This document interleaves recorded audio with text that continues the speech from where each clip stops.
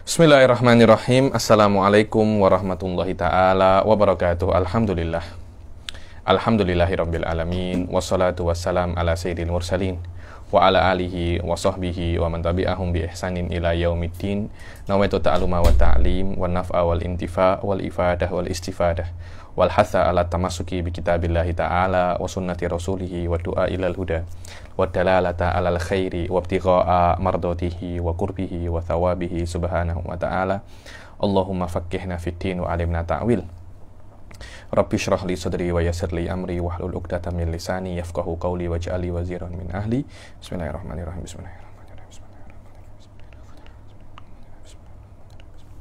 Alhamdulillah. Kita jumpa lagi di kelas ketiga kitab Jala'ul Afham ini, Syarah Qidatul Awam. Dan kita masuk sekarang ke awal pembahasan. Setelah kita membahas tentang Imanul Muqallid, kita masuk di dalam hukum akal. Dan ini saya kira termasuk pembahasan yang sangat penting sekali di dalam ilmu akidah. Mungkin beberapa orang menganggap bahwasannya pembahasan tentang hakikat jaiz, mustahil, dan wajib ini adalah lebih dekat ke ilmu kalam mungkin ya. Kan tapi wallahu alam saya kira wajib, jaiz, mustahil itu hakikat daripada akal itu sendiri. Kenapa? Karena mengetahui wajib dan jaiz dan mustahil ini perkara yang mudah sebenarnya, mudah, sangat mudah. Bahkan Imamul Haramain mengatakan bahwasanya mengetahui tiga perkara ini ulumud daruriyah, dan dialah akal itu sendiri. Dan dialah apa? Akal itu sendiri. Imamul Haramain mengatakan bahwasanya hakikat ulumud daruriyah itu adalah akal. Maknanya kalau Anda tidak mengetahui wajib, jaiz, mustahil ini, maknanya Anda ini tak punya akal. Ternyata seperti itu. Terus apa ya Habib? Wajib, jaiz, dan mustahil ini apa? Ada sebenarnya, Anda kan tengok ya, kadangkala Anda tengok wajib itu dari perspektif akal. Wajib, akli. Jaiz, akli. Mustahil, akli. Seperti itu. Jika memang wajib, jaiz, mustahil itu dari perspektif akal, maka maknanya itu di dalam akidah.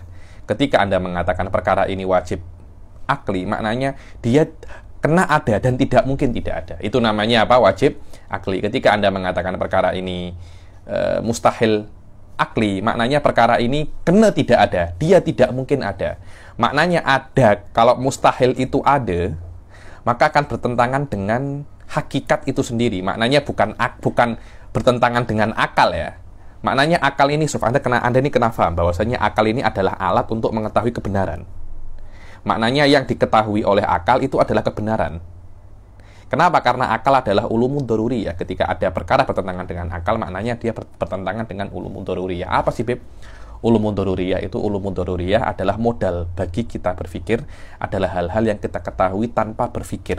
Dan itulah dengan hal-hal yang kita ketahui tanpa berpikir itu, kita bisa mengetahui hal-hal yang kalau kita nak mengetahuinya, kita kena berpikir. Itu menjadi modal kita untuk mengetahui segala hal. Lah, kalau perkara itu tidak kita, dan kalau perkara yang daruri itu tidak kita ketahui, maka yang lainnya juga tidak akan bisa Anda ketahui. Karena itu, orang yang tidak mengetahui ulumud daruriyah, maka dia tidak punya akal. Apapun tidak bisa Anda ketahui. Dan Anda kena paham ya, ini mungkin sedikit-sedikit dalam perkara yang diketahui oleh akal. Maknanya ulumud daruriyah tidak mungkin bertentangan dengan realita. Tidak mungkin sama sekali. Jadi memang tidak ada pertentangan antara akal dan realita. Walaupun yang diketahui oleh akal bukan semua realita, bukan semua mafi nafsil amr, tapi ada semacam apa ya? Ada semacam misdak antara akal dan mafi nafsil amr, tapi tidak ada pertentangan sama sekali. Saya tengok beberapa hari ini banyak orang itu mengatakan bahwasanya apa yang perkara yang akal itu anggap dhaif, maknanya itu adalah hakikat. Ini adalah cara berpikir yang sangat-sangat berbahaya menurut saya dan sangat-sangat salah menurut saya. Karena kalau perkara yang ditengok akal itu dhaif, itu adalah hakikat yang benar, maka Allah menjadikan akal itu sebagai alat untuk mengetahui kebenaran itu bisa salah. Bisa berbeza semua ya. Maknanya akal ini bisa menyesatkan kita, padahal Allah menjadikan akal ini jalan untuk kita mendapat hidayah, ya, untuk kita mendapat hidayah. Akhirnya ada unsur Allah itu nak membodohkan semua manusia. Allah nak membodohkan semua manusia. Wallahu a'lam ya nih. Wallahu a'lam. So, tengok ya. Perkara yang mustahil, kita kembali. Tadi saya ada sedikit intermezzo sedikit. Perkara yang wajib adalah perkara yang akal, tengok ya, atau realita tidak mungkin mentiadakannya. Dia kena ada. Perkara yang mustahil, yang perkara yang tidak mungkin dia itu ada. Realita yang diketahui oleh akal mengatakan perkara yang mustahil itu tidak mungkin ada dalam dunia nyata. Dia kena tidak ada. Terus jaiz apa ya Habib? Jaiz itu adalah yang realita atau perkara yang ada di dalam realita dan diketahui oleh akal. Mungkin ada, mungkin tidak. Mungkin ada, mungkin tidak. Ini sebenarnya mudah sangat itu. Mungkin mudah sangat. Perkara yang makna wajib, jaiz dan makna wajib, jaiz dan mustahil. Wajib kena ada, mustahil tidak boleh ada. Jaiz mungkin ada, mungkin tidak. Selesaikan masalah. Sangat-sangat mudah sekali. Karena itu Imamul Haramain mengatakan yang tidak mengetahui 3 perkara ini, maknanya dia itu tak punya akal. Makna tak punya akal, dia tidak akan bisa untuk maju ke perkara-perkara yang lebih pelik daripada ini. Kenapa? Karena ini adalah modal untuk Anda itu berpikir. Di dalam akidah biasanya memang dikedepankan tentang 3 ini, wajib, jaiz, dan mustahil, atau lebih dikenal dengan nama hukum akli atau ahkam akliyah. Kenapa? Karena ketika Anda itu mengatakan Allah itu maujud, Allah itu wajib, dia itu bersifat wujud, qidam, baqo. Apa makna wajib? Wajib aklan. Apa maknanya? Maknanya Allah itu harus, bukan harus, mesti. Karena harus itu bagi Malaysia maknanya itu boleh. Bagi Indonesia maknanya mesti. Tapi kalau mesti, maknanya sama ya. Indonesia dan Malaysia sama saja. Allah mesti secara akal atau secara realita mempunyai sifat qidam. Karena kalau Tuhan tidak mempunyai sifat qidam dan tidak mempunyai sifat baqo dan seterusnya, dia itu bukan Tuhan. Itulah yang namanya wajib bagi Allah, bukan wajib yang melakukan mendapat pahala, yang mendapat dosa, bukan itu wajib di dalam hukum taklifi, bukan wajib di dalam hukum akli. Karena itu ketika Anda mengatakan yajibulillah, yastahilulillah, semuanya itu adalah yastahil aklan, wajib aklan. Karena itu untuk memahami ilmu akidah biasanya dikedepankan masalah hukum akliyah salasa. Ada lagi hukum selain akal namanya hukum adah. Sama, ada wajib, jaiz, dan mustahil. Terus apa bedanya hukum adah dan hukum akal ini? Biasanya kalau hukum akal itu biasanya kembali kepada mabda'ul huwiyah dan mabda'u man ittanakut. Adapun hukum adah itu biasanya kembali kepada takarrur, terulang-ulang. Maknanya kalau Anda tengok api, Anda tidak tahu api itu panas apa tidak ya. Pertama kali Anda tengok api, Anda tidak tahu. Kemudian Anda dekati, oh panas. Dekati lagi, panas. Ketika itu baru Anda bisa mengatakan bahwasanya hukum api itu panas. Secara adah panas. Jadi ada semacam ketidaksamaan antara panas dan api. Dan api terus ada di panas. Ini juga dinamakan adah kauniyah. Rutinitas alam semesta, bukan rutinitas kita. Oh, rutinitas saya setiap malam tidur, setiap pagi saya kerja, itu rutinitas Anda.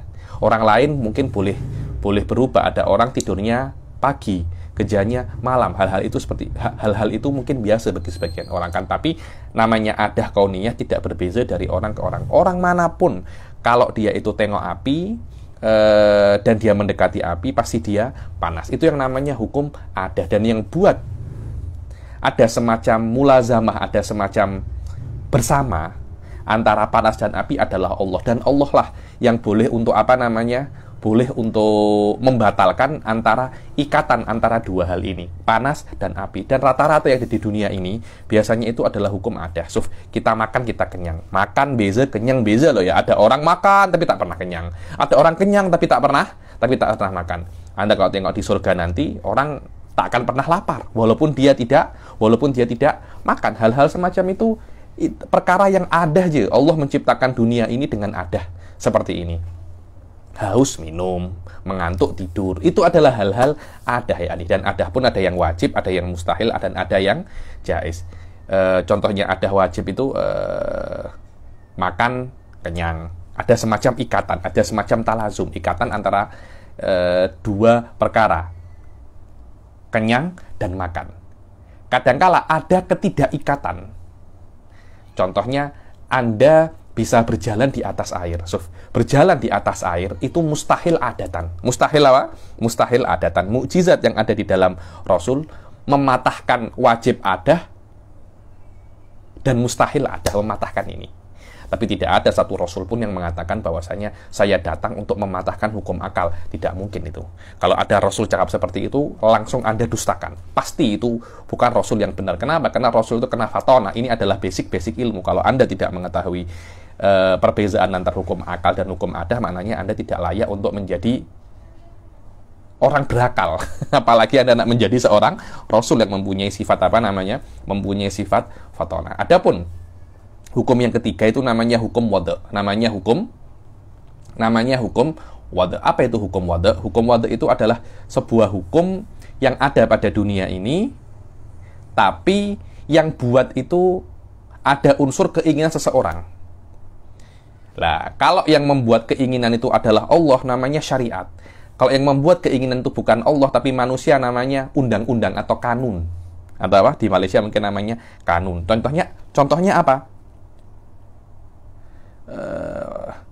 Langgar traffic light, langgar lampu merah hijau itu, isyaratul murur, akan kena denda atau saman 300 Rm. Itu kan tidak ada hubungannya antara kedua hal itu. Langgar traffic light dan 300 Rm itu sebenarnya kalau kita nak tengok tidak ada hubungan antara adah dan akal, tidak ada hubungan. Cuma orang yang mempunyai kuasa untuk buat peraturan membuat hubungan di antara dua hal itu. Itu namanya hukum apa? Kanun. Begitu pula Allah Subhanahu wa Ta'ala menjadikan hubungan antara tergelincirnya matahari dan masuknya sholat duhur. Sebenarnya tidak ada hubungan antara keduanya. Tenggelamnya matahari dan sholat maghrib, tidak ada hubungan. Cuma Allah membuat antara keduanya hubungan. Lah, ketika dihubungkan antara hukum yang unsurnya itu wada, yang unsurnya itu berkaitan tentang dengan keinginan seseorang, dinamakan hukum ini hukum wad'i. Lah, jika hukum wad'i itu yang buat adalah Allah, namanya syariah. Kalau yang buat selain Allah, namanya hukum konun. Kalau yang buat negara tertentu, namanya konun mahali, kanun nasional, kanun kerajaan. Tapi kalau yang buat masyarakat dunia, namanya kanun internasional, hukum internasional, hukum internasional. Inilah sedikit tentang pembahasan hukum akli, adi, dan wad'i. Biasanya di dalam kitab-kitab ilmu kalam pasti saya jelaskan ini secara detail dengan contoh-contohnya kan. Tapi ini karena ini ilmu akidah, saya tak jelaskan terlampau panjang ya. Dan dalam beberapa kelas yang power biasanya saya jelaskan tentang khilaf-khilaf antara Mu'tazilah dan falasifah tentang masalah hukum akli ini dan hukum adi ini, karena mereka mempunyai sedikit mereka mempunyai perbezaan antara dengan ahli sunnah dengan memahami apa itu hukum akli dan hukum adi. Wallahu alam, karena ada satu asal yang berbeza menurut saya, namanya asal illah wal ma'lul, yang itu ditentang oleh ahli sunnah. Karena adanya asal illiyah ini ada perbezaan di banyak sekali masalah. Wallahu alam. Asyarah, yajibu ala kulli mukallafin an ya'rifa min sifatillahi ta'ala al-wajib fi haqqihi. Tengok. Wajib bagi setiap mukallaf itu untuk mengetahui hal-hal yang wajib bagi Allah fi haqqihi ay fi dzatihi, di dalam pada zat Allah Subhanahu wa ta'ala. Apa itu wajib? Mala yutasawwaru fil akli adamuhu, yang tidak mungkin di akal itu, yang akal tidak mungkin untuk mengetahui itu tidak ada. Guru saya Syekh Muhammad Abu Hush, salah satu muridnya Syekh Said, mengatakan kata-kata fil akli ini maknanya bukan di akal, karena nanti kalau di akal akan ada banyak orang itu memahami bahwasanya loh memang akal tidak akan bisa untuk sampai. Maknanya ada dimensi selain dimensi akal, yang mana apa yang ada di dalam akal itu bisa dipatahkan semua. Nah, hal-hal semacam ini, itu ahli sunnah tak suka semacam ini. Karena itu guru saya Syekh Abu Ghos macam cadangkan bahwasanya kata-kata fil akal ini diganti dengan kata-kata mala yutasawwar fidzati adamuhu. Fidzati yakni fi nafsil amr. Di dalam realita kenyataannya memang itu tidak bisa untuk dinafikan. Akal ini hanya sebagai alat untuk mengetahui apa yang ada di dalam kenyataan. Dan mustahil adalah sebaliknya daripada akal yang tidak mungkin ada. Kalau akal tidak mungkin tidak ada, tidak mungkin dinafikan, mustahil tidak mungkin untuk diadakan. Dia kena tidak ada. Jaiz mungkin ada, mungkin tidak ada. Wal jaiz fi haqqihi huwa wal mustahil fi haqqihi huwa ma la yutasawwaru fil aqli wujuduhu wal jaiz fi haqqihi huwa ma yasihhu fil aqli wujuduhu wa adamuhu.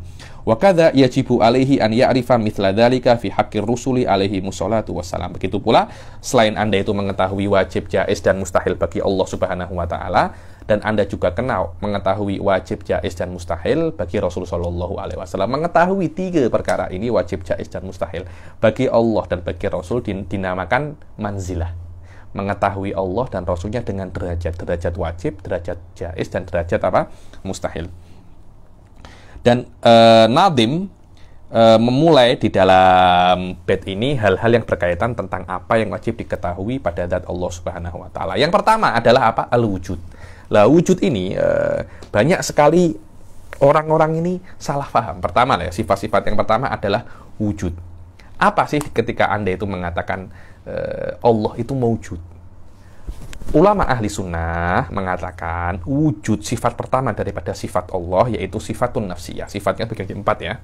Nafsiyah, salbiyah, ma'ani, dan maknawiyah. Dibagi menjadi 4. Sifatun nafsiyah itu hanya 1, sifatul salbiyah ada 5, ma'ani ada 7, dan maknawiyah ada 7, 7 tambah 7 tambah 5 tambah 1 semuanya ada 20. Nanti lawannya juga ada 20, jadi semuanya 40. Rasul ada berapa? Lawannya ada 40, plus nanti jaiz fi haqqihi ta'ala ada berapa? Ada 1. Kemudian yang wajib bagi Rasul 4, 41 tambah 4 berapa? 45. Kemudian mustahil bagi Rasul 4, 49. Jaiz bagi Rasul 1, 50.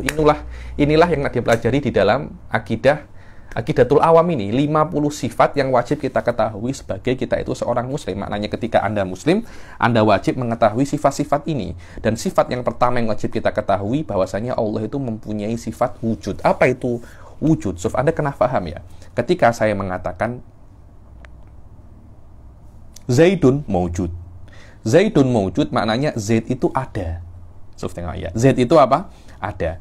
Kata-kata ada tidak menambah sesuatu yang lebih kepada Zaid.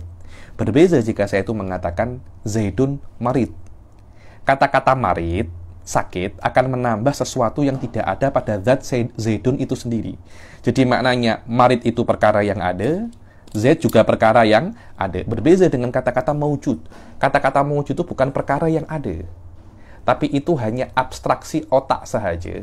Yang ketika kita itu melihat sesuatu, kita bisa abstraksi dari perkara satu itu 2 hal. Pertama definisinya, yang kedua keberadaannya. Karena kita mungkin di dalam otak kita bisa mendefinisikan sesuatu, kemudian kita ragu apakah sesuatu itu ada atau tidak. Kita mungkin bisa, bagaimana ya kalau di dunia ini ada flying T-Rex yang terbang. Loh, secara akal, secara definisi mungkin saja, tapi apakah itu ada di dalam dunia nyata? So, tengok ya.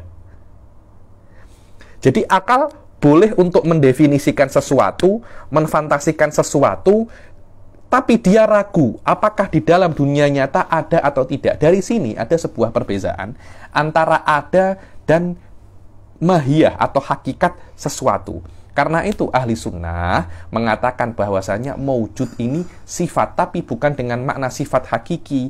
Yang maknanya sifat hakiki itu adalah perkara yang ada seperti ketika saya mengatakan Zaidun marid. Tidak seperti itu. Terus macam mana Habib? Maknanya ada adalah perkara iktibar saja. Makna perkara iktibari adalah perkara itu hanya ada di otak saja.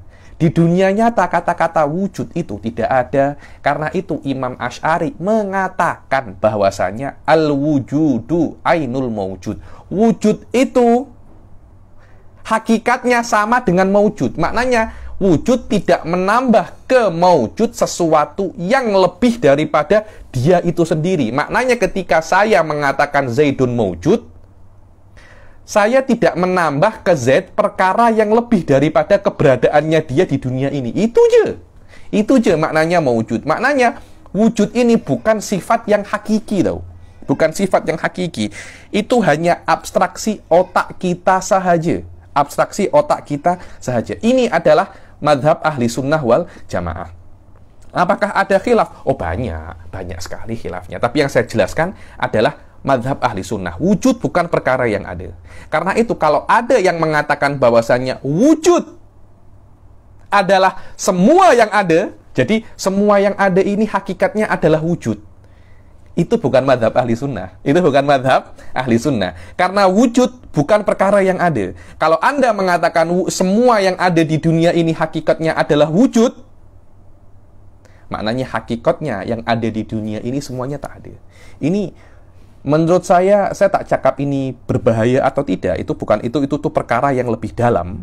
Mungkin di dalam beberapa kesempatan akan saya jelaskan. Akan tetapi minimum saya boleh jelaskan, saya boleh yakinkan bahwasanya ini bukan madhab ahli sunnah. Ini bukan madhab ahli sunnah. Wallahu a'lam. Wallahu a'lam. Saya tak nak jelaskan tentang masalah hal atau apa, itu menurut saya di level yang lebih tinggi, bukan di dalam kitab ini. Al-wujud bimakna yang pertama, wa huwa isruna sifatan mufassalatan katali. Dibilang yang wajib bagi Allah itu 20 sifat. Yang pertama apa? Al-wujud. Apa makna wujud? Bimakna thubutu syai' wa tahaqququhu wajibun lahu ta'ala la li illa li dzatihi la li illatin. Maknanya Allah Subhanahu wa taala itu ada, thubut itu ada, tahakkuk itu ada di dalam dunia nyata. Maknanya keberadaan Allah dalam dunia nyata itu tidak mungkin tidak ada. Kenapa? Kalau Allah itu tidak ada, maka kita juga tidak ada semua. Kita ada itu karena Allah itu ada. Sebab kita diciptakan adalah Allah Subhanahu wa taala. Karena kalau Allah tidak ada ya, terus kita yang menciptakan siapa? Emak kita siapa? Terus sampai itu tidak ada ujungnya lah. Perkara semacam itu ahli sunnah mengatakan at-tasalsul muhal. Perkara yang tidak ada ujungnya itu apa? Mustahil. Harus perkara yang tidak ada ujungnya itu harus berhenti ke satu ujung. Siapa satu ujung itu? Allah Subhanahu wa taala, yang dia itu kena ada dan dia menciptakan semua ini dari ketiadaan menjadi ada. Bagaimana itu cara menciptakannya Allah? Wallahu a'lam. Menurut saya dan menurut ahli sunnah, Anda tidak mengetahui bagaimana cara Allah menciptakan, tapi Anda meyakini bahwasanya Allah itu menciptakan segala sesuatu, itu termasuk al-imanu bil ghaib. Al-imanu apa? Bil ghaib. Lali illatin, maknanya Allah itu ada tanpa ada sebab. Berbeda dengan kita ini ada karena ada sebabnya. Karena ada sebabnya. Coba kalau ayah dan mak kita tidak menikah, kita apa ada? Tak akan ada.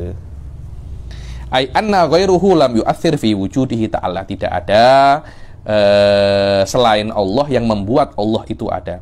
Adapun wujud ghairu dzati ka wujudina fa huwa bi fi'lihi ta'ala. Adapun keberadaan yang bukan, jadi kita ini ada bukan karena kita, bukan karena yakni Ali Bagir ini ada ya karena Ali Bagir kena ada, tak ada semacam itu. Berbeda dengan Allah ya. Kenapa Allah itu ada? Ya karena memang zatnya itu adalah Tuhan. Tuhan itu kena ada. Tidak ada Tuhan yang menciptakannya, tidak ada. Berbeda dengan kita, keberadaan kita bukan karena kita berhak untuk ada, tidak seperti itu. Karena ada perkara lain yang menginginkan kita untuk ada. Yaitu apa perkara lain itu? Allah Subhanahu wa taala menginginkan kita untuk ada. Kalau Allah tak menginginkan kita untuk ada, kita tidak akan ada. Terus apa dalil bahwasanya Allah itu ada? Ini kan hanya klaim. Apa dalilnya? Dibilang dalilnya adalah adanya makhlukat. Ini madhab mutakalimin, bahwasanya alam semesta ini, makhlukat ini semua ciptaan Allah atau lebih dikenal dengan nama alam. Ketika Anda mengatakan makhlukat atau alam, maknanya segala sesuatu selain Allah. Adanya segala sesuatu selain Allah atau alam semesta ini adalah dalil bahwasanya Allah itu ada. Mutakalimin mereka itu apa ya? Saya tengok itu munsif. Mereka cakap apa yang mereka memang mereka cakap secara realistis, objektif. Anda tak pernah tengok Allah. Saya tak tahu kalau ada yang tengok Allah ya nih. Nabi pun tak cakap Nabi pernah tengok Allah ya nih. Nabi tengok Allah di dalam dunia dalam akhirat ini khilaf. Ru'yatullah bukan dengan maknanya Anda pernah tengok Allah semacam nanti akan saya jelaskan apa makna ru'yatullah. Tapi tidak ada satupun daripada kita itu pernah tengok Allah. Yang pernah kita tengok adalah alam semesta ini. Minimal tak semua, sebagian lah kita pernah tengok bumi, kita pernah tengok pokok, kita pernah tengok orang-orang. Itu menunjukkan bahwasanya Allah itu ada. Jadi dalil menurut mutakalimin itu mereka objektif. Mereka memulai daripada apa yang mereka tengok. Beberapa orang tasawuf itu mungkin akan cakap perkara, engkau ini masih level rendah. Kenapa? Engkau tahu Allah dari makhluk. Kami nih tahu Allah daripada Allah. Allah. Tak ada macam itu. Itu semuanya menurut saya kalam-kalam laisa qawiyan ya. Laisa qawiyan. Macam mana Anda tahu Allah daripada Allah? Kau pernah tengok Allah kah? Kau tak pernah tengok Allah. Jadi kalam-kalam yang menurut saya sedikit tak benar lah. Engkau tahu Allah dari apa yang kau lihat. Apa yang kau lihat ini adalah dalil bahwasanya Allah itu ada. Dengan ini mutakalimin itu mazhabnya mutarid, seimbang.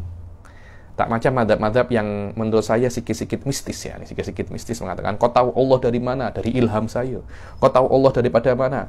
Dari mimpi. Itu perkara-perkara yang tak ada indibatnya. Nanti kalau memang dari mimpi dan ilham itu benar, nanti ada orang tahu agama Islam ini sah dari mana? Dari mimpi, dari ilham. Saya jumpa Yesus. Mungkin tuh bukan Yesus tahu. Mungkin tuh bukan Buddha tahu. Mungkin itu orang lain. Engkau hanya tidur. Engkau tak faham siapa yang kau tengok. Engkau tidur. Engkau tak. Ya, ini hal-hal semacam ini bisa apa ya menurut saya ya? Bisa banyak disalahartikan. Karena itu ahli sunnah mengatakan ilham, mimpi, dzuk itu tidak bisa menjadi dalil di dalam akidah. Kenapa? Karena tidak mutarid, tidak mutarid. Makna mutarid di sini adalah ketika ada mimpi pasti benar, tak ada semacam itu. Karena mimpi itu bisa diganggu oleh setan, bisa diganggu oleh hal-hal yang tak oke. Karena itu ahli sunnah mengatakan kalau Anda nak tahu Allah, kena dengan perkara yang mutarid. Apa itu? Anda tengok alam semesta ini. Karena semua boleh tengok. Mimpi tak semua boleh mimpi. Karena mimpi di luar kuasa Anda. Tengok dalam kuasa Anda. Walau lam yakun subhanahu wa ta'ala maka nasyai'un minal halaq. Kalau Allah itu tak ada alam semesta ini. Setelah menyebutkan dalilun akli, kemudian menyebutkan dalilun nakli. Qala ta'ala, innani anallahu la ilaha illa ana fa'budni, bahwasanya aku adalah Allah. Ini adalah dalil nakli, yakni di dalam dalil akli Anda cuma mengetahui bahwasanya alam semesta ini ada penciptanya, itu je. Tapi nama penciptanya itu siapa Anda tak tahu. Nama penciptanya itu kena Anda tanya daripada Rasul. Rasul cakap nama pencipta alam semesta ini adalah Allah. Qul innani anallah, namaku adalah Allah. Macam itu. Tidak ada Tuhan selain aku. Wa qala ta'ala awalam yatafakkaru fi anfusihim ma khalaqallahu samawati wal arda wa ma bainahuma illa bil haqq wa ajalim musamma wa inna katsiran minan nasi bi liqa'i rabbihim lakafirun. Mereka tak fikirkah di dalam diri mereka, dan ketika Allah itu menciptakan alam semesta, langit dan bumi ini, dan di antara keduanya itu kecuali bil haqq, dengan kebenaran dan dengan waktu. Maknanya langit dan bumi ini sudah ada umurnya, ada awalnya dan akan ada akhirnya. Dan banyak sekali orang itu tak percaya, kafir dengan suatu saat mereka akan jumpa dengan Allah Subhanahu wa ta'ala. Banyak orang-orang yang tak percaya dengan next life, dengan kehidupan akhirat. Apakah banyak? Banyak sekali. Allah mengatakan kok, wa inna katsiran minan nasi bi liqa'i rabbihim lakafirun. Kalau Anda mengetahui bahwasanya Allah yang menciptakan dunia ini, kenapa engkau tak percaya suatu saat engkau pasti akan jumpa dengan Allah, mempertanggungjawabkan semua perbuatan Anda. Dan wasu'ila a'rabiyun, a'rabi ini man sakanal badawah, dibilang seseorang yang tinggal di Badawa ini di gunung-gunung, itu namanya A'rabi. Seorang A'rabi ditanya, engkau ini tahu Allah dari mana? A'rabi ini ketawa aja, engkau ini Allah pun kau tanya kepada aku, mudah aja Allah ini, engkau tak tahu Allah, mudah aja. Alamak. Seseorang ini tanya kepada A'rabi ini, pelik, Allah mudah diketahui, memang mudah. Saya belajar ilmu kalam ini, dalil yang paling susah, dalil ala wujudillah, tahu? Ada yang namanya dalilul imkan, ada yang namanya dalilul hudus, ada yang namanya dalilul inayah. Immanuel Kant cakap, ada yang namanya dalil akhlaki, ada yang namanya dalil ontologi. Ini semua kena anda belajar di kampus, tahu? Degree, master, PhD, engkau akan belajar semua itu di dalam itu. Berapa? Degree 4 tahun, master 3 tahun, PhD berapa? 4 tahun, yakni minimum semuanya itu 10 tahun, tahu? Baru engkau boleh buat semua ini. Engkau cakap, engkau tak pernah sekolah, cakap mudah. Alamak, engkau ini tak faham, kata A'rabi ini. Sof, tengok dalil saya. Al-ba'ratu tadullu alal ba'ir. Mudah aja. Nak tahu ada pencipta alam semesta ini, engkau tengok ba'roh, tahu ba'roh? Najisnya, kotorannya onta. Ketika ada kotoran onta, confirm ada onta. Confirm, tak mungkin kotoran bim salabim ada kotoran, tidak ada ontanya. Setiap ada kotoran onta, pasti ada ontanya. Wa rauthu alal hamir. Dibilang rauth itu najisnya hewan. Biasanya di sini untuk najisnya selain selain onta. Kalau ada najisnya atau kotorannya keledainya pasti ada. Confirm itu. Wa atharul aqdam alal mathir. Ada jejak kaki, ada tapak kaki. Pasti ada orang yang jalan. Tidak mungkin tapak kaki itu ada sendiri. Tak mungkin macam itu. Dibilang, fasama undatu abroj. Langit yang banyak gugusan bintang. Dan ardon datu fijaj. Bumi yang sudah rata, banyak jalan-jalannya. Engkau kira tak ada yang buat kah ini? Confirm ada yang buat. Engkau buat engkau jadi macam ini.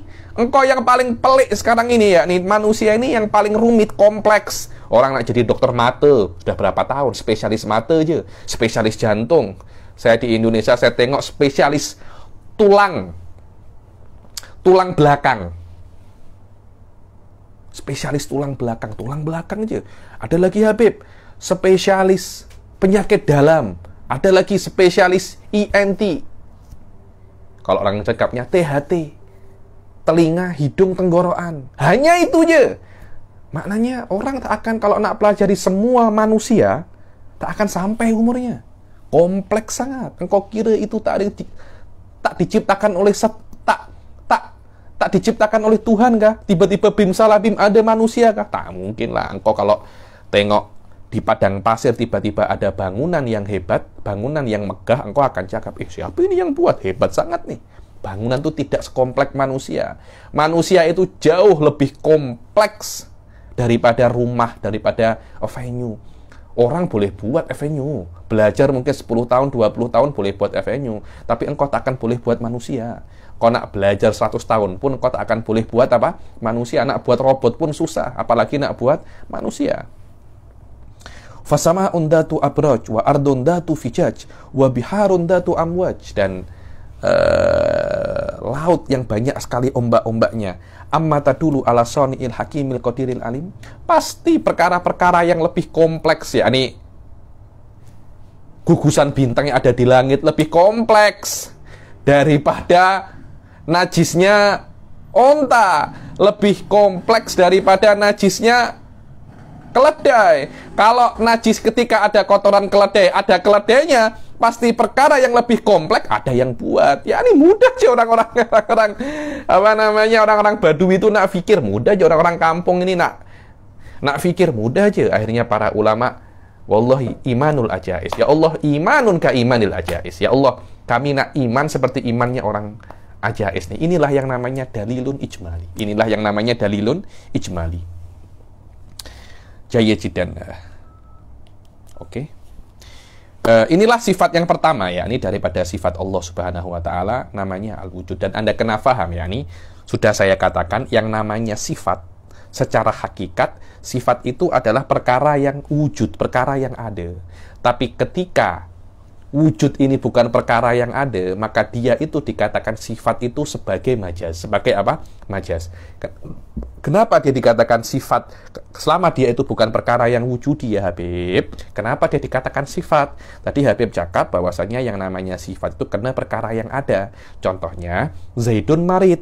Marid itu sakit, sakit itu ada. Dia lebih daripada Z, karena kita boleh tengok Z tanpa sakit, sehat.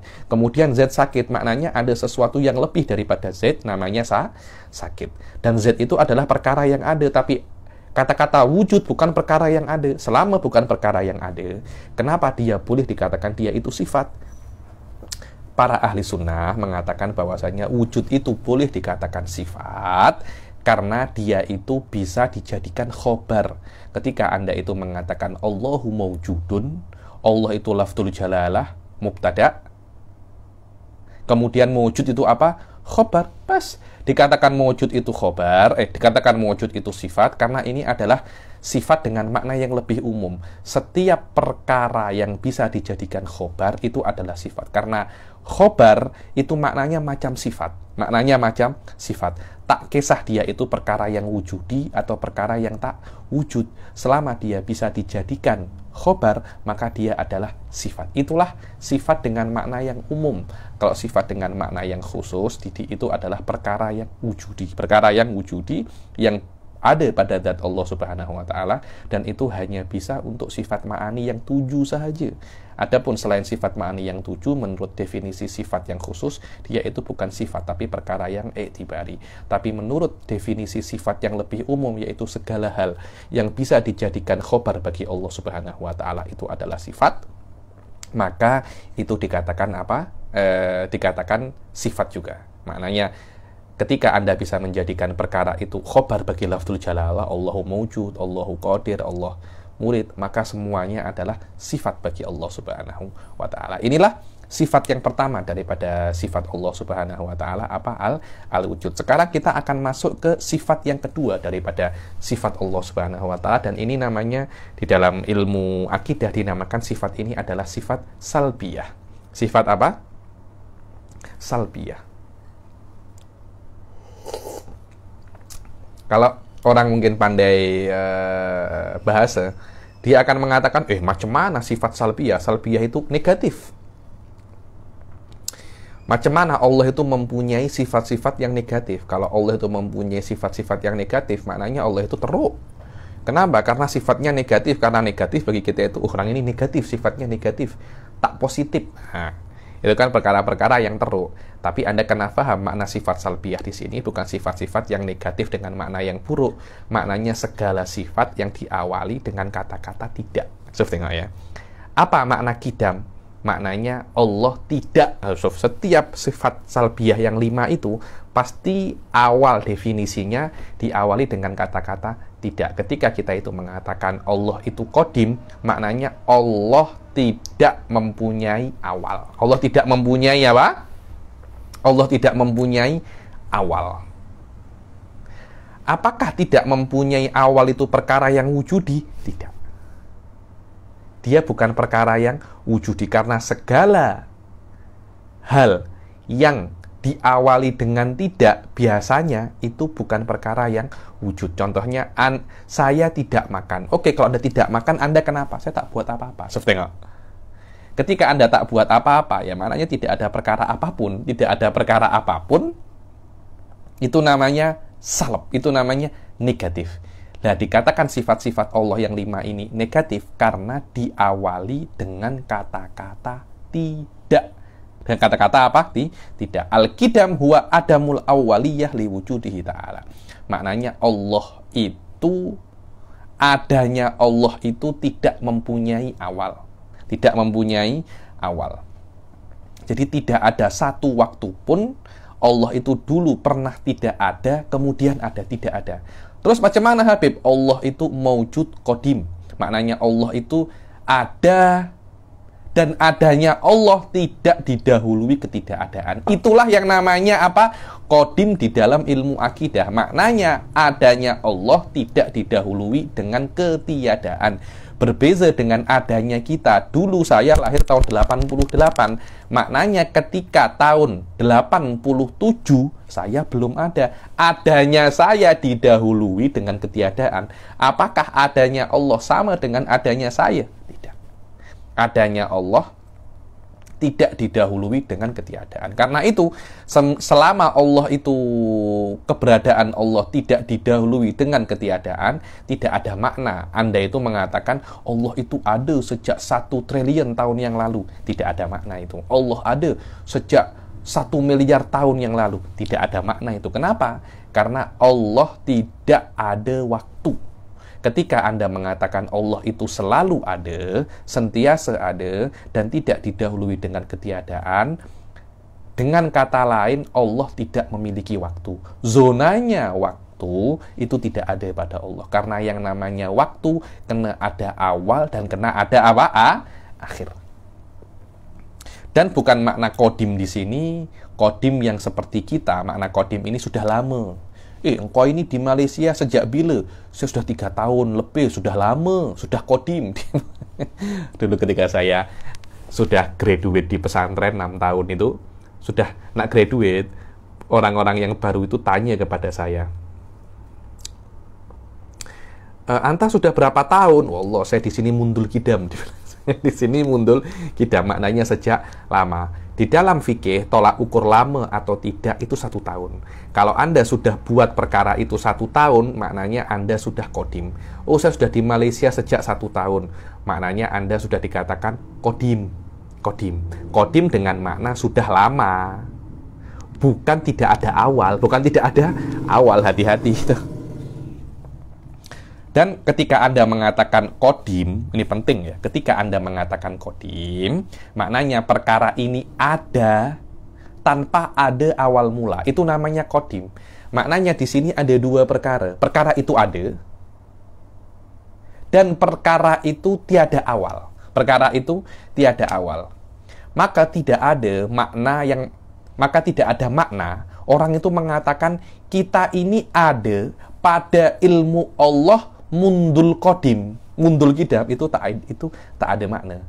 Kenapa? Karena orang yang mengatakan kita ini kodim di ilmu Allah mengatakan bahwasanya kita ini ada dan kita tidak ada awal pada ilmu Allah. Karena kodim, dia itu ada 2 perkara, ada dan tiada awal. Dan yang ada pada ilmu Allah bukan perkara yang ada, itu adalah amrun iktibari. Amrun apa? Iktibari. Dulu saya pernah jumpa orang itu mengatakan, oh, kita ini, nur-nur kita ini ada kodim pada ilmu Allah. Saya cakap, tak boleh cakap macam itu. Kodim itu min makulatil wujud. Perkara yang ada, tak ada awal. Kodim yang wujudnya tidak ada awal. Apakah kita wujud pada ilmu Allah? Tak boleh macam itu. Karena itu, tak ada makna yang mengatakan ada perkara yang kodim selain Allah. Tidak boleh. Kalau ada orang yang mengatakan perkara itu kodim selain Allah, apapun itu, ketahuilah, itu bukan mazhab ahli sunnah. Kafir apa tak, Habib? Alamak, saya ini orang yang tak suka bahas kafir apa tak. Guru saya Said Foda itu selalu mengatakan kepada saya, menasihatkan kepada saya, ya Zainal Abidin. Dia panggil saya Syekh Zain. Ya Syekh Zain, jadikan tujuan Anda itu menuntut ilmu untuk mengetahui salah dan benar. Jangan jadikan Anda menuntut ilmu kalam, ilmu akidah, ilmu fikih, atau ilmu apapun itu untuk mengetahui mana kafir, mana bukan. Itu bukan tugas Anda. Itu tugasnya mufti, bukan tugas Anda. Jadikan hakikat dan maksud hakiki di dalam menuntut ilmu itu untuk mengetahui kebenaran, untuk mengetahui mana yang benar dan mana yang salah. Kalau Anda nak mengajar, silahkan Anda jelaskan mana yang benar dan mana yang salah. Anda tidak boleh untuk mengkafirkan yang salah. Dan Anda juga tidak boleh untuk memaksa orang untuk mengikuti apa yang Anda yakini. Tugas Anda hanya untuk menjelaskan saja. Lepas itu orang nak ikut, tak nak ikut, terpulang kepada orang tersebut. Bukan maknanya Anda yakin itu benar, orang lain kena ikut apa yang Anda yakin itu benar. Itu bukan tugas Anda di dalam bola sepak. Ini namanya offside. Tugas Anda, tugasnya Nabi, tugasnya Ustadz, tugasnya Dai, menjelaskan saja. Ketika Anda menjelaskan, Anda juga tidak boleh untuk meninggalkan bahwasanya, oh ini perkara ini tak nak saya jelaskan. Jangan. Perkara yang buruk kena Anda jelaskan. Perkara yang baik kena Anda jelaskan. Kemudian Anda hidangkanlah. Oh, Mu'tazilah macam ini. Mujassimah macam ini. Ahli sunnah macam ini. Ini yang sudah power-power ya. Ilmu-ilmu namanya firqah-firqah syiah macam ini. Batiniyah macam ini. Anda kena hidangkan. Lepas itu, biarkan orang itu memilih. Biarkan orang itu memilih. Ini hakikatnya adalah tugas apa namanya? Tugas seorang ustadz, tugas seorang dai. Bukan tugas seorang dai itu mengkafirkan. Oh, engkau kafir, engkau tak. Itu bukan tugasnya seorang dai. Dan juga tugasnya seorang dai untuk menjelaskan mana yang salah dan mengatakan ini salah. Mengatakan mana yang benar dan ini benar. Tanpa mengkafirkan dan tanpa ekstrim di situ. Wallahu a'lam bishawab. Inilah yang namanya apa? Kidam. Karena saya tengok banyak orang-orang itu sekarang ini meyakini bahwasanya ada yang mengatakan ada yang qadim selain Allah.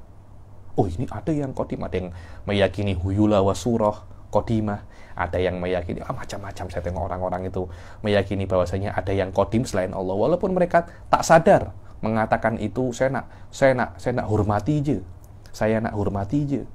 Tapi tidak maknanya Anda menghormati sesuatu itu, Anda menjadikan sesuatu itu qadim, serupa dengan uluhiyah, serupa dengan Tuhan. Allahu a'lam. Ai innahu ta'ala la awwala li wujudihi li annahu jalla sya'nuhu masdaru hadhil kainat. Dibilang Allah Subhanahu wa taala ini tak ada awalnya karena Allah Subhanahu wa taala ini adalah masdar, asal daripada semua alam semesta. Apa makna asal? Allah menciptakan dengan irodahnya, dengan keinginannya. Maknanya dulu manusia ini tak ada, kemudian Allah menginginkan manusia ini ada, kemudian Allah menciptakannya. Itulah yang namanya masdar. Berbeda dengan pendapatnya falasifah yang mengatakan bahwasanya Allah itu otomatis, karena Allah ada, otomatis diciptakan alam semesta ini. Allah tidak mempunyai keinginan untuk tidak menciptakan alam semesta ini. Bukan mazhabnya ahli sunnah. Terus kafir apa tak, Habib? Alamak. Jangan di dalam otak Anda itu nak tahu kafir apa tidak, tahu mana benar mana salah. Itu je. Nanti kafir apa tak, letakkan, serahkan kepada mufti. Wa mujidu hadhil mawjudat fala budda an yakuna sabiqan 'alaiha la yataqaddamuhu ta'ala syai'un. Selama Allah itu yang menciptakan alam semesta ini, maknanya Allah itu kena ada sebelum alam semesta ini, dan tidak ada satu perkara pun yang lebih dahulu daripada Allah. Qala ta'ala huwal awwalu. Allah itu awal, maknanya makna awal ini sebelum ada alam semesta Allah ada. Itu namanya awal. Wal akhiru, maknanya ketika alam semesta ini habis Allah akan tetap ada. Wadzahiru, maknanya Allah itu tampak. Wal batinu, Allah itu juga tak tampak. Macam mana Habib tampak tak tampak? Loh iya, Allah itu dari mata Anda tak akan boleh tengok Allah. Tapi Allah itu tampak dari semua alam semesta ini, menunjukkan bahwasanya Allah itu ada. Itulah yang namanya dhahiru wal batinu. Bukan maknanya Al-Quran itu ada zahirnya dan ada batinnya. Batinnya berbeza dengan zahirnya. Salah, itu namanya batiniyah itu. Itu namanya apa? Batiniyah. Ada yang zahir dan ada yang batin. Yang bisa mengetahui batin hanyalah para ulama saja. Tak ada macam itu. Kalaupun ada zahir dan batin dalam Al-Quran, disebutkan oleh para ulama ahli sunnah, maknanya adalah ijmal wa tafsil. Ada yang general, ada yang tafsil. Tapi tafsil, ada yang detail, tidak bertentangan dengan yang zahir. Ilmu akidah yang tinggi, sampai syarhul mawaqif. Dan yang paling rendah, mungkin kitab ini, Aqidatul Awam. Dan kalau ada yang lebih rendah lagi, tidak ada bezanya. Apa yang Anda dapatkan di syarhul mawaqif, sama dengan yang Anda dapatkan di Aqidatul Awam ini. Bezanya apa, Habib? Yang di Syarhul Mawaqif lebih detail saja. Itulah perbezaan antara khawas dan awam. Ulama mengetahui Allah lebih detail daripada orang awam mengetahui Allah. Bukan Allah yang diketahui oleh ulama berbeza dengan Allah yang diketahui oleh orang awam. Inilah yang namanya batiniyah. Dan ada beberapa orang itu meyakini seperti itu. Meyakini seperti itu. Dibilang, sudahlah, memang orang-orang awam ini akal mereka masih belum sampai. Jadi mereka tengok kita cakap Allah itu dengan apa yang mudah. Kalau mereka sudah pandai, kita cakap apa yang Anda kata ketika Anda awam itu semuanya salah. Nah, itu bukan madhab ahli sunnah wal jamaah. Apa yang Anda kata ketika awam itu betul. Tapi saya akan tambahkan sesuatu yang lebih detail. Itulah yang namanya al-ijmal wa tafsil wa dhahir dan batin di dalam ilmu agama menurut ulama ahli sunnah wal jamaah. Wal awwalu wal akhiru wal dhahiru wal batinu wa huwa bikulli syai'in alim. Dan yang sifat yang ketiga adalah apa? Sifat yang ketiga adalah baqo. Apa itu baqo? Kalau qidam itu tidak ada awal, baqo itu tidak ada akhirnya. Loh Habib, kalau kita nak tengok, sebenarnya perkara yang tidak ada awal, dia itu otomatis tidak ada akhir. Kenapa ketika dia itu tidak ada awal, maknanya dia itu sudah ada. Dan ketika dia itu ada, maknanya dia itu wajibil wujud. Dia memang kena ada dan tidak ada awal. Apa itu maknanya? Dia perkara yang kena ada. Selama dia itu kena ada, dia tidak mungkin tidak ada. Tidak mungkin tidak ada sekarang atau ke depan. Karena itu orang yang faham qadim, dia pasti akan faham bahwasanya Allah itu juga batin. Karena perkara yang tidak ada awal, otomatis dia itu tidak akan ada akhir. Karena itu para ulama mengatakan di dalam akidah itu masa bata kidamuhu istahala alaihi adamu. Barang sesuatu yang sudah sabit itu qadim, maka itu sabit dia itu pasti akan baki, tidak mungkin dia itu fana. Tidak mungkin dia itu fana. Kenapa? Karena ketika perkara itu qadim, confirm dia itu wajibul wujud. Karena dia itu harus ada. Dia tidak ada awal. Tidak ada awal, dia itu harus ada. Makna harus ada itu namanya wajibul wujud. Selama dia itu wajibul wujud, dia akan wajibul wujud sekarang, lampau, dan akan datang. Wajibul wujud untuk yang akan datang itu namanya batin.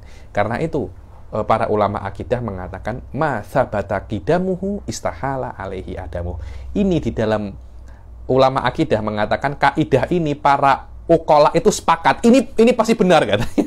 Kalau memang ada perkara yang qadim, pasti dia itu batin. Loh, kalau memang ya Habib, perkara yang qadim itu mesti batin. Terus kenapa kok disebutkan bakok di sini? Beta sebutkan qadim je.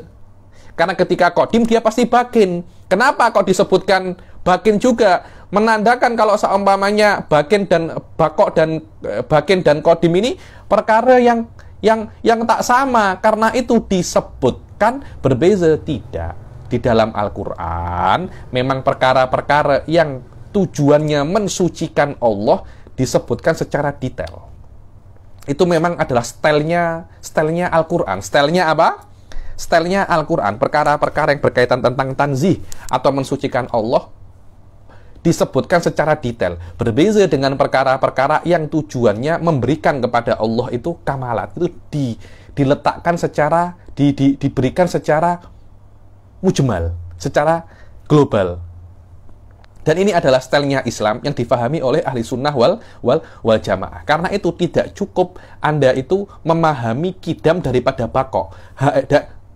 Memahami bakok daripada kidam. Karena itu bakok harus disebutkan secara sendiri, secara independen, agar orang itu tak silap faham pasal Allah itu batin atau tidak. Karena memang ini adalah stylenya Al-Quran. Berbeza dengan Wahabi sebaliknya. Ketika Anda perkara yang isbatul kamalat, kena yang detail. Perkara-perkara yang tanzih atau mensucikan Allah, kena mujmal. Karena itu kan ada yang namanya mereka itu asma wa sifat. Semua itu makna asma wa sifat adalah sifat-sifat Allah dan nama-nama Allah yang diamik daripada khobarul ahad. Itu namanya asma wa sifat. Lah, Mereka lebih condong ke asma wa sifat ini secara detail. Ahli sunnah tak, kita buat secara global. Kenapa? Karena kita tak tahu apa saja kesempurnaan Allah. Kita hanya tahu Allah itu bukan perkara-perkara yang teruk. Dan ini adalah uslub Qur'ani tuh. Contohnya, lam yattakhid sahibatan wala walada, lam yalid walam yulad. Sebenarnya Allah nak cakap Allah itu tak ada kekurangan bagi Allah. Cukup tahu, secara global cukup. Tapi kenapa Allah itu menjelaskan secara detail? Allah tak punya anak, tak punya istri, tak dilahirkan, juga tak melahirkan. Kenapa seperti itu? Karena untuk menjelaskan secara detail bagaimana Anda deal dengan Tuhan. Bagaimana Anda deal dengan Tuhan di dalam mengetahui tentang sifat-sifat Allah. Karena itu, bakok disebutkan secara independen, tidak disebutkan daripada kidam sahaja, kemudian Anda memahami bakok, tapi disebutkan bakok secara independen untuk mengajarkan kepada kita bahwasanya di dalam babu tanzih ini kita kena deal dengan dengan cara tafsil detail. Al-bakok, apa itu bakok? Kalau kidam itu tidak ada awal, maka bakok itu tidak ada akhir. Wa adamul inqidha li wujudihi ta'ala ay innahu ta'ala daimul wujud min ghairi nihayatin wa bakin ila ghairi nihayah. Qala ta'ala kullu man 'alaiha fan. Seperti Allah Subhanahu wa taala berfirman, kullu man 'alaiha fan. Setiap yang ada di dalam muka bumi ini fan, pasti akan fana. Yakni fanin, fana, semuanya pasti. Tak fana sekarang, fana yang akan datang, pasti itu. Kalau dia tidak fana, dia mungkin untuk fana. Ada beberapa hal di dalam akidah itu, akidah Islami ya, ini perkara yang ada awalnya tapi tidak ada akhirnya. Ada itu. Macam apa? Surga, neraka. Ada awalnya tapi tidak ada akhirnya. Beberapa ulama mengatakan jiwa manusia pun sama. Jiwa manusia pun ada awalnya tapi tidak ada akhirnya.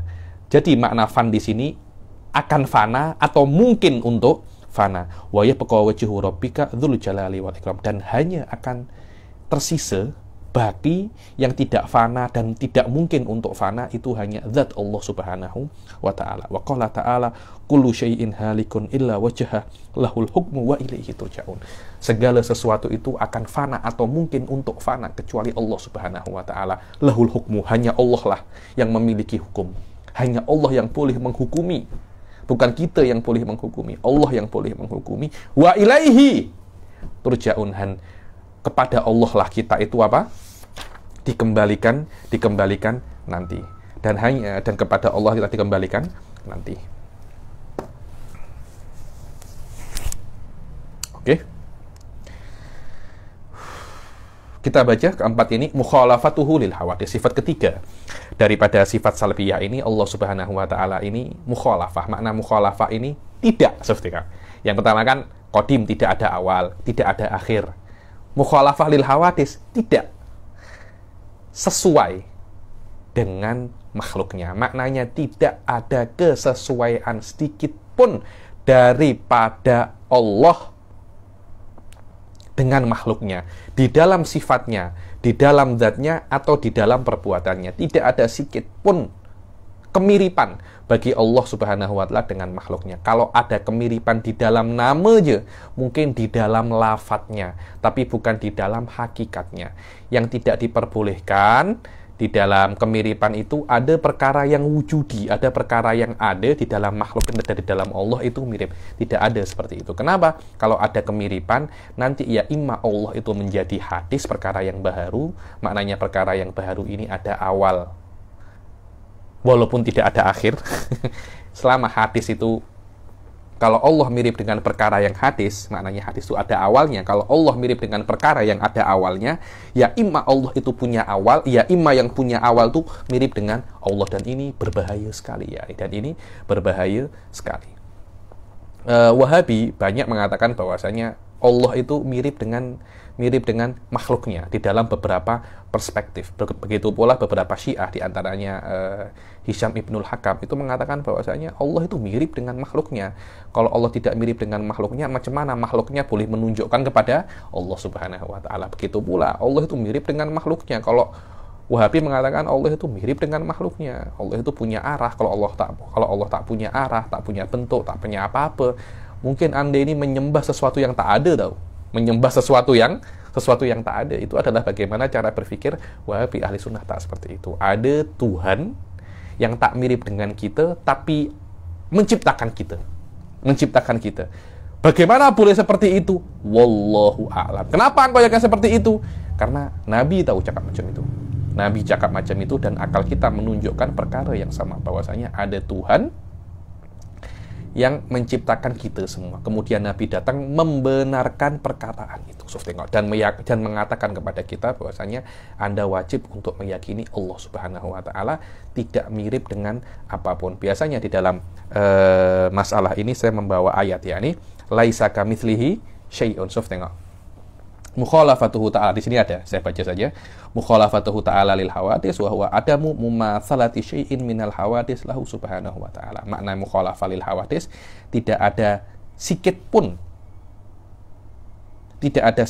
daripada perkara-perkara yang hadis ini sama dengan Allah Subhanahu wa taala. Kenapa? Karena Allah Subhanahu wa taala berfirman, laisa kamitslihi syai'un wa huwas samiul basir. Tidak, Allah itu tidak seperti sesuatu apapun. Tengok ya. Laisa kamitslihi syai'un.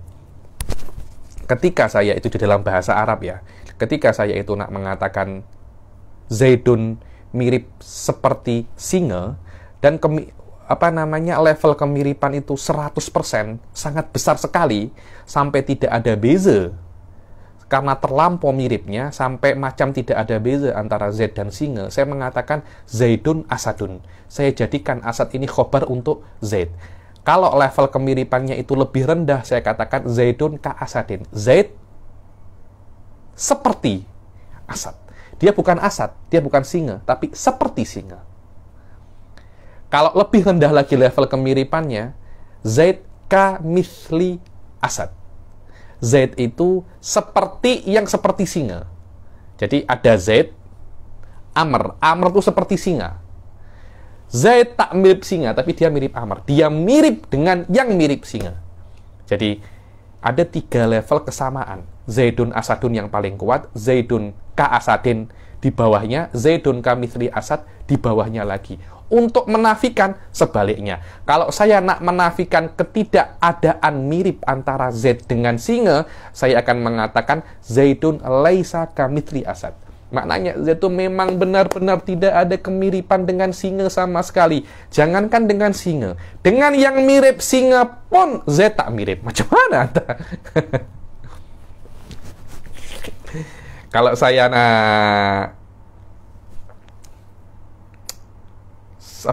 nafinya tidak terlampau teruk. Zaidun laisa ka asadin. Zaidun tidak seperti singa. Atau Zaidun laisa asadan. Itu lebih sikit lagi. Ketika Allah itu mengatakan laisa kamitslihi syai'un, jangankan seperti Allah, yang seperti Allah pun tak ada. Apakah yang seperti Allah itu ada? Tak ada. Ini hanya mubalaghah fi nafi. Tidak ada sikit pun yang sama seperti Allah Subhanahu wa taala. Wa huwas samiul basir. Wa qala ta'ala wa lam yakul lahu kufuwan ahad. Tidak ada satu orang pun yang serupa dengan Allah Subhanahu wa taala. Kufuwan ini serupa, selevel dengan Allah Subhanahu wa taala. Dengan ini sudah selesai 3 sifat daripada sifat salbiyah dan 1 sifat daripada sifatun nafsiyah. Insya Allah pertemuan yang akan datang kita akan teruskan sifat kelima daripada kitab ini, atau sifat keempat daripada sifat as-salbiyah, yaitu qiyamuhu ta'ala binafsihi. Jangan banyak-banyak, sikit demi sikit, tapi insya Allah awal-awal memang kita akan berjalan lambat. Tapi kalau sudah masuk sirah atau nanti al-mustahilat fi haqqihi ta'ala akan lebih mudah lagi, karena itu hanya pengulangan daripada kelas-kelas yang awal. Kita akhiri sampai sini. Wabillahi taufiq wal hidayah wa ridha wal inayah. Assalamualaikum warahmatullahi taala wabarakatuh.